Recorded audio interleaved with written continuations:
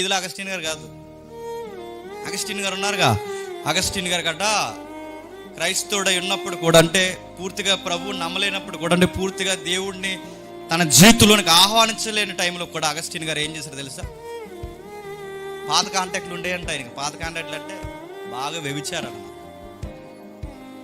విచ్చలవిడి వ్యభిచారం చేసేవాడు. తర్వాత క్రీస్తుని నమ్ముకున్నాడు. క్రీస్తుని నమ్ముకున్న తర్వాత ఆ దారిని పోతుంటే పాత కాంటాక్ట్లో ఉన్న ఆమె పిలిచిందట, అగస్టిన్. అప్పుడు అన్నాడట, నీకు పరిచయం ఉన్న అగస్టిన్ చచ్చిపోయాడు, ఈరోజు నీతో మాట్లాడుతున్న అగస్టిన్ మరొకటి పుట్టాడు. నీ అగస్టిన్ ఎప్పుడు పోయాడు, పాతవి గతించను, సమస్తము నూతనంగా అయ్యాను, నేను క్రీస్తుతో కూడా చెప్పండి సిలువ వేయబడ్డాను. ఇప్పుడు చెప్పండి, ప్రభువు కొరకు జీవించేలా ఎలా ఉంటారంటే వాళ్ళ ఎమోషన్స్లో, వాళ్ళ టెంప్టేషన్స్లో, వాళ్ళ మనీ విషయంలో, వాళ్ళ టైం విషయంలో, వాళ్ళ యొక్క వర్షిప్ విషయంలో, ఏదైనా మీరు చూడండి, ఫెలోషిప్ ఎక్కడ మీరు తీసుకోండి, వాళ్ళ క్రైస్తుని బట్టే కేంద్రీకృతం.